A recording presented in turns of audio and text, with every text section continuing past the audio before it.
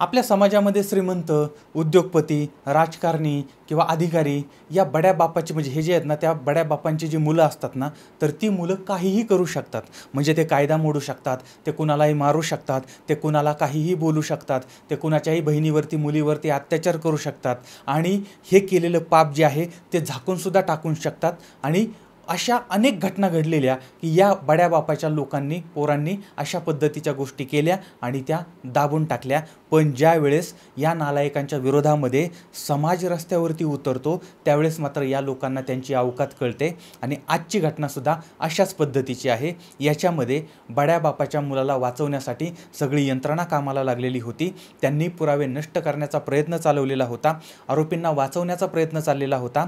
सामान्य लोकांनी सिग्नल तोडला तरी त्यांना शिक्षा होते, पण या पैसेवाल्यांना वाचवायला मात्र सगळे प्रयत्न करत होते. त्यांनी कितीही मोठा गुन्हा केला तरी पण यावेळेस जनता रस्त्यावरती उतरली आणि मजबुरीने का होईना पण या लोकांना अटक करावी लागली. अत्यंत दुर्दैवी अशा पद्धतीची घटना आज आपण बघणार आहोत. ती आहे अंकिता भंडारी हत्याकांड. हे घडलेलं आहे उत्तराखंड या ठिकाणी. आता हे जरी तिकडं घडलेलं असलं तरी पण याचे पडसाद जे आहेत ते देशभर उमटलेले होते आणि यामुळे ही घटना आज आपल्या DSD मराठीवरती आपण बघणार आहोत. कारण ही घटना जरी तिथं घडलेली असली तरी त्याचे पडसाद आपल्या इथंसुद्धा उमटलेले आहेत. तर हा एक संघर्ष होता. तो संघर्ष श्रीमंतीचा आणि गरिबीचा संघर्ष, प्रामाणिकपणा आणि भ्रष्टाचाराचा होता. बड्या बापाच्या लेकाचा आणि एका गरीब मुलीचा हा जो संघर्ष होता त्या संघर्षाची ही कहाणी आहे. उत्तराखंड या ठिकाणचा जिल्हा पौंडी गढवाल आहे, त्या ठिकाणचं नलदस्सू पट्टी आहे, त्या ठिकाणचं श्रीकोट हा भाग आहे. आणि या परिसरामध्ये एका छोट्याशा गावामध्ये किंवा छोटीशी वस्ती आहे, तिथं साधारणपणे 50-100 लोक राहत आहेत. हा सगळा डोंगरी भाग आहे, जंगली भाग आहे आणि या ठिकाणी म्हणजे असा भाग आहे की जिथं जाण्यासाठी सुद्धा नीट रस्ता नाही आहे. तर अशा ठिकाणी लोक काय करतात, मग तिथं फार जास्त काही कुणी राहत नाही, तर ती मंडळी आपापली पुढे शहरामध्ये जा कामाच्या याच्या त्याच्या निमित्ताने. तर या परिसरामध्ये राहणारे वीरेंद्र सिंग भंडारी, तर हे एक मध्यम वयाचे गृहस्थ आहेत. त्यांच्याबरोबर ते त्यांच्या पत्नी आहेत. पत्नी या अंगणवाडीच्या सेविका. आता त्या छोट्याशा गावामध्ये अंगणवाडी तरी किती असणार आहे, पण त्या जे काही आहेत त्याच्यामध्ये 4-2 मुलं तर त्याचे त्या सेविका आहेत. आणि यांना एक 21 वर्षाचा मुलगा आहे आणि एक 19 वर्षाची मुलगी आहे. आणि या 19 वर्षाच्या मुलीचं नाव आहे अंकिता भंडारी.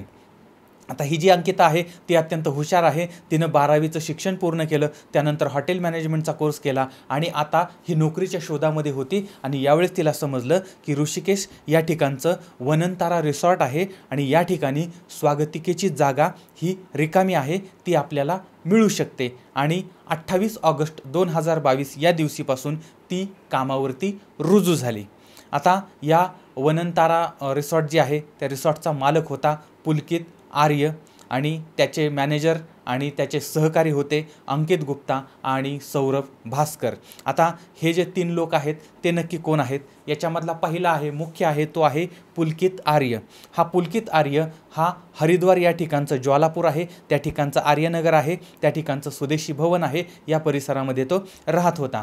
आता हा पुलकित साधासुद्धा माणूस नाही आहे, तर याचे वडील डॉक्टर विनोद कुमार आर्य हे भाजपचे एक मोठे नेते आहेत, माजी मंत्री आहेत. यांचं नाव मोठं आहे, यांचं गाव मोठं आहे, यांचं सगळंच मोठं आहे, यांचा दरारा मोठा आहे आणि यांचा थोरला मुलगा OBC संघटनेचा अध्यक्ष आहे आणि त्याचंसुद्धा राजकारणात मोठं नाव आहे. अशा पद्धतीचा हा मोठा श्रेष्ठ अशा पद्धतीचा परिवार आहे. आता या परिवारातला धाकटा मुलगा आहे, त्याचं नाव आहे पुलकित.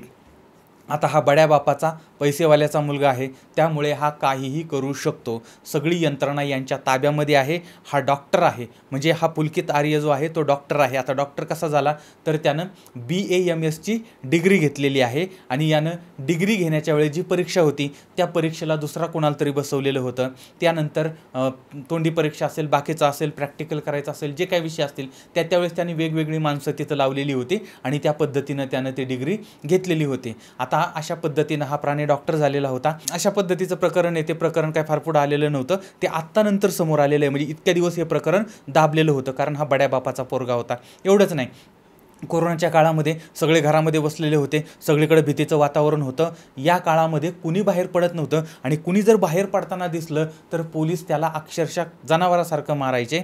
पण याच काळामध्ये हा जो मुलगा आहे, बड्या बापाचा पोरगा आहे, त्यानं सरकारी गाडी, ज्याच्यावरती सरकारी लोगो बिगो आहे, अशी गाडी घेऊन किडाजडी आणायला गेलेला होता.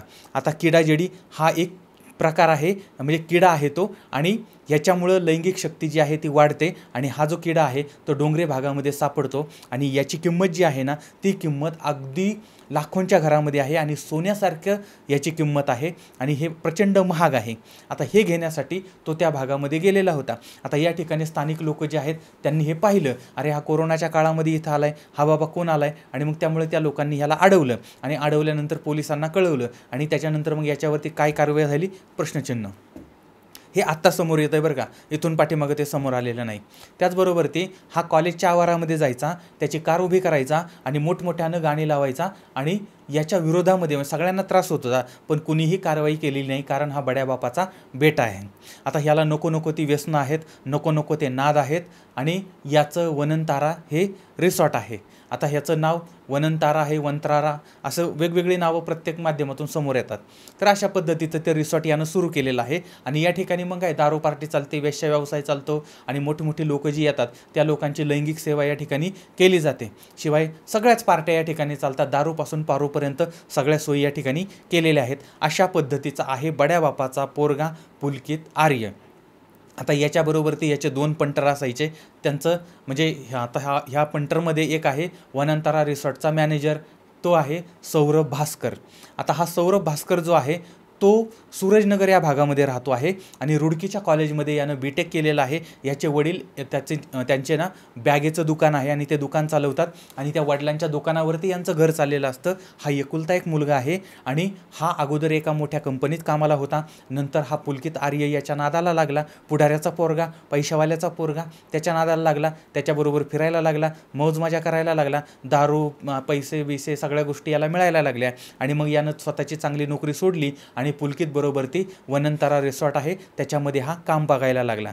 आता याच्यामधला दुसरा त्याचा पंटर आहे तो आहे अंकित गुप्ता. आता हा दयानंद नगरी जी आहे त्या ठिकाणी राहणार आहे आणि याची आई जी आहे ती समोसे, मठरी वगैरे अशा पद्धतीच्या मिठाया बनवते आणि त्या स्वीट होममध्ये वगैरे दुकानामध्ये विकते आहे आणि याचे वडील खाजगी कंपनीमध्ये नोकरी करतात. अशा पद्धतीचे आईवडील काम करतायत आणि हा अंकित जो आहे तो सुद्धा पुलकितच्या नादाला लागलेला आहे आणि हा सुद्धा वनंतारा रिसॉर्ट आहे त्याच्यामध्ये तो काम करतो आहे. आता या ठिकाणी 2 नंबरची कामं चालतात हे सगळ्यांना माहिती होतं, पुढाऱ्यांना माहिती होतं, पोलिसांना माहिती होतं, प्रशासनाला माहिती होतं, अधिकाऱ्यांना माहिती होते. पण कसं असतं, सगळ्यांना माहिती होतं पण आपला हिस्सा मिळाला की आपण काय बोलायचं नाही, म्हणजे खाल्ल्या मिठाला आपण जागायचं, असा काहींचा नियम असतो आणि त्याप्रमाणे हे सगळं चाललेलं होतं. आणि आता या ठिकाणी अंकिता ही तरुण मुलगी या ठिकाणी आलेली आहे. 19 वर्षाची ही मुलगी आहे. तिला पगार साधारणपणे 10,000च्या आसपास ठरलेला होता आणि आता हिला आपल्या जाळ्यामध्ये ओढायचं आणि हिच्याकडून आपण धंदा करून घ्यायचा असं यांनी ठरवलेलं होतं आणि त्यामुळे तिच्यावरती वेश्या व्यवसाय करण्यासाठी दबाव आणायला सुरुवात केली. आता तिनं आलेल्या पाहुण्याची विशेष सेवा करावी असा त्या लोकांचा आग्रह होता. पण ही अंकिता या गोष्टीला तयार होत नव्हती आणि तिला पैशाचं पण आमिष दाखवलेलं होतं, तुला एवढे पैसे देतो तेवढे पैसे देतो, पण ही पोरगी स्वतःला विकायला तयार होत नव्हती. आणि याबाबत या अंकितानं तिचा जम्मूमधला एक मित्र आहे त्या मित्राला सुद्धा सांगितलं होतं की मला या ठिकाणी दबाव आणला जातो आहे, मला त्रास दिला जातो आहे, माझा छळ केला जातो आहे आणि मला असं वागावं असं या ठिकाणी सिच्युएशन तयार केली जाते. त्याचबरोबर ती या ठिकाणचे काही सहकारी होते, त्या सहकाऱ्यांना सुद्धा हिनं सांगितलं होतं की तिला काय त्रास होतोय ते. आणि वास्तविक बघा ती आलेली आहे, तिला 1 महिनासुद्धा झालेला नाही, पण या काळातच तिला आता त्रास द्यायला सुरुवात झाली होती. आता आपल्याकडे काय असतं, आपण एखाद्याला जर आपली अडचण सांगितली तर आपल्याला साथ देण्यापेक्षा आपल्यामध्ये काड्या कशा करता येईल अशीच आपल्या आजूबाजूची मंडळी बघत असतात. या ठिकाणी सुद्धा तसंच झालं. आता ह्या अंकिताने ज्यावेळेस आपलं दुःख, आपला त्रास आपल्या बाकीच्या सहकाऱ्यांना सांगितल्या, त्यातल्या काही सहकाऱ्यांनी पुन्हा त्या पुलकित आणि त्याच्या मित्रांना काड्या मारलेल्या होत्या, त्यांच्या कानावरती घातलेलं होतं आणि ही जी तरुणी आहे, ही जी अंकिता आहे, ती अंकिता ही आपल्या ह्या गोष्टी बाहेर सांगण्याची शक्यता आहे किंवा ती या गोष्टीला विरोध करते आहे वगैरे वगैरे, आणि याच्यामुळे पुलकित जे आहे, पुलकित आणि त्याचे मित्र यांना या अंकिताचा राग यायला लागलेला आहे आणि यांच्यामध्ये वाद व्हायला लागला आहे, खडाजंगी व्हायला लागलेली होती. पण कितीही वाद झाला तरी पण अंकिता त्या ठिकाणावरून लगेच निघून जाऊ शकत नव्हती, कारण तिचं घर त्या ठिकाणापासून 150 किलोमीटरच्या अंतरावरती होतं आणि जवळ जीवाभावाचं असं कुणी नव्हतं. कसं असतं, ज्यावेळेस तुमच्याकडे पैसा असतो, सत्ता असते, संपत्ती असते, त्यावेळेस पार अगदी सगळीच लोकं तुमच्या जवळचे होतात. पण ज्यावेळेस तुमच्याकडे काहीच नसतं त्यावेळेस बहुतेक नातेवाईकसुद्धा आपल्याला मदतीला येत नाहीत आणि विचार करतात की बाबा याला मदत करून उपयोग काय आहे किंवा हिला मदत करून आपल्याला फायदा काय आहे. आणि त्याप्रमाणे आता अंकिता जी आहे ती 150 किलोमीटर अंतरावरती राहत होती आणि त्यामुळे तिला कुठलाही आधार नव्हता आणि त्याच रिसॉर्टमध्ये एक रूम होती, त्या रूममध्ये ती राहायची.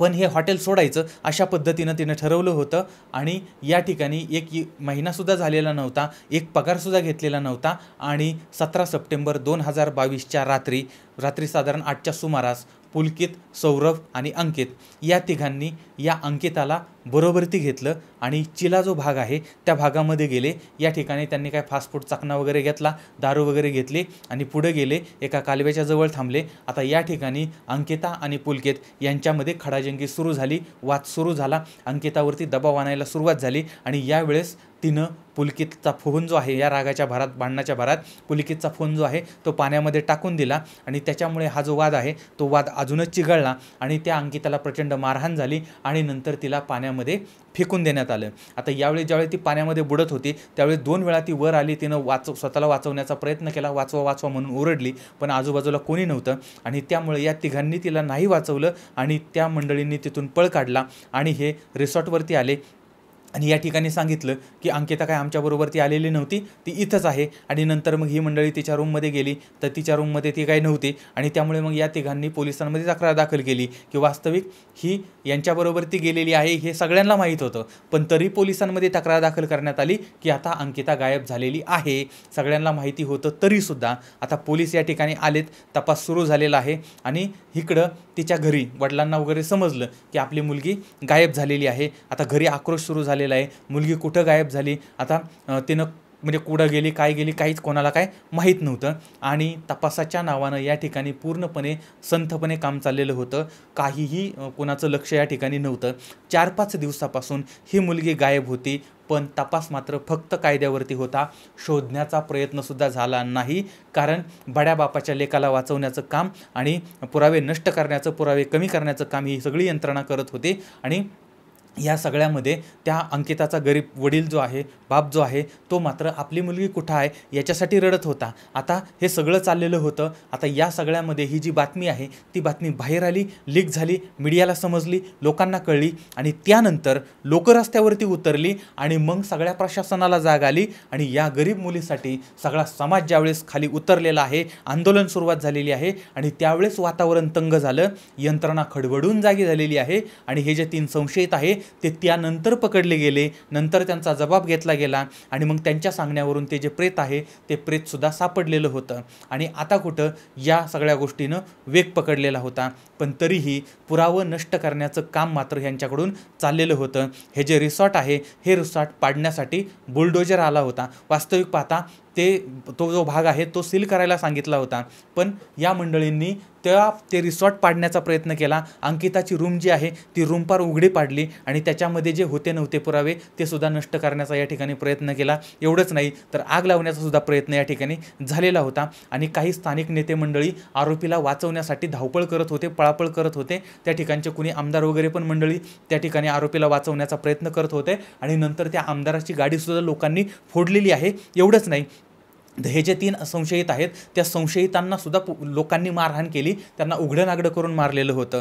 आता ह्या सगळ्या प्रकरणामध्ये राजकीय पुढाऱ्यांचं एक तत्त्व लक्षात घ्या. पुढारी कोणत्याही पक्षाचा असू द्या, ज्यावेळेस एखाद्या पुढाऱ्याच्या पोरावरती संकट येतं त्यावेळेस हे सगळे पुढारी बाहेरून जरी शिव्या देत असले, बडबड करत असले तरी आतून मात्र अगदी सगळी मदत एकमेकांना करतात आणि या ठिकाणी सुद्धा तसंच झालेलं होतं. आणि सगळी मंडळी आतून जे राजकीय पुढारी आहेत ते पुढारी सगळी त्यांना राजकीय पुढाऱ्याच्या मुलालाच मदत करत होते आणि लोक मात्र या ठिकाणी रस्त्यावरती उतरून आंदोलन करत होते आणि मजबुरीने का व्हायना पण आपलं कर्तव्य या प्रशासनातल्या अधिकाऱ्यांना बजावावं लागत होतं. आता या सगळ्या गोंधळामध्ये अजून एक गोष्ट समोर आली. काही वर्षापूर्वी अजून एक तरुणी गायब झालेली होती. आता तिचंही प्रकरण बाहेर येईल, समोर प्रश्नचिन्ह आहे. असो, तर या प्रकरणामध्ये केवळ लोकांनी आंदोलन केलं त्यामुळे हा तपास झाला आणि जे सांगितलं या आता जे मी माहिती तुम्हाला सांगितली ती माहिती हा केवळ एक छोटासा भाग आहे.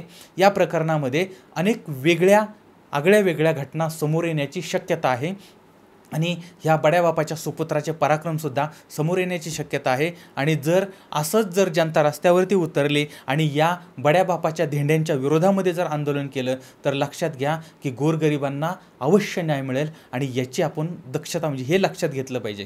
आता या सगळ्यातनं हा सगळ्यात मोठा धडा आहे. आता एखाद्या ठिकाणी समजा आता ह्याच्यातनं अजून काय धडा घ्यायचा तर एखाद्या ठिकाणी आपण एकटे असू आणि आपल्याबरोबरचे लोक आपल्याला त्रास देत असतील तर ती लोक त्रास देत आहेत, आपण जर त्यांना त्या ठिकाणी विरोध केला तर ती लोक आपल्याला मारहाण करू शकतात, आपल्याला संपू शकतात.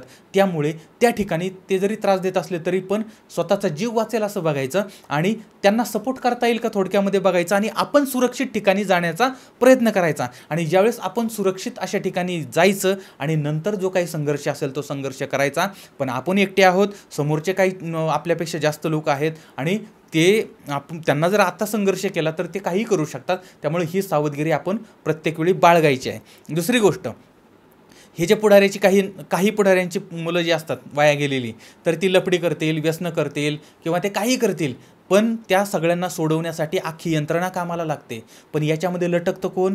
याच्यामध्ये बळी कुणाचा दिला जातो? सर्वसामान्य मुलांचा, गरिबांच्या पोरांचा. आपले पोरं काय करतात, चला पुढाऱ्याचा पोरगा आहे मग त्याच्याबरोबर फिरा, त्याच्याबरोबर मौज मस्ती करा, त्याच्याबरोबर काही लफडी करा आणि ज्यावेळेस मग प्रकरण समोर येतं त्यावेळेस आपल्या पोरांचा बळी दिला जातो आणि ही पोरं मात्र सही सलामत. बघा, कोणत्याही गुन्ह्यामध्ये पुढाऱ्यांची पोरं जी आहेत त्यांचं नाव शेवटी येतं आणि बाकीची जी मंडळी असतात ना त्यांचं नाव मात्र पुढं घेतलेलं जातं. सुरुवातीला आमिष दाखवलं जातं, तुला पैसे देतो, हे देतो, ते देतो, असं करून त्यांची नावं पुढे केली जातात आणि नंतर मात्र शिक्षा ह्या गरीब बिचाऱ्या पोरांना होते आणि जे नालायकपणा करतात ते मात्र बाजूला राहतात.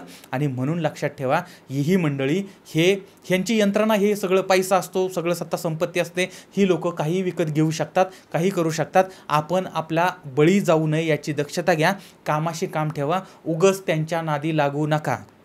तिसरी सगळ्यात महत्त्वाची गोष्ट लक्षात ठेवा, जर परत एकदा सांगतो, कोणत्याही गरिबावर अन्याय होत असेल तर आपण सगळ्यांनी एकजूट दाखवली तर त्याला लवकर न्याय मिळू शकतो. आणि यामुळे हे अत्यंत महत्त्वाचं आहे आणि प्रत्येकानं तो विचार करायचा की माझ्यावर वेळ येण्याच्या अगोदरच दुसऱ्यावर आली त्यावेळेस आपण बाहेर पडूया आणि एकमेकांना साथ देऊया आणि या ठिकाणी त्या गोरगरिबांना न्याय मिळवून देऊया आणि परत कुणी असं चुकीचं काम करण्याची हिंमत दाखवणार नाही, याच्यासाठी आपण प्रयत्न करूया. याबद्दल तुम्हाला काय वाटतं ते सुद्धा मला जरूर कळवा. पुन्हा भेटूया उद्या रात्री 8:30 वाजता एका नवीन क्राईम स्टोरीसह. तोपर्यंत धन्यवाद.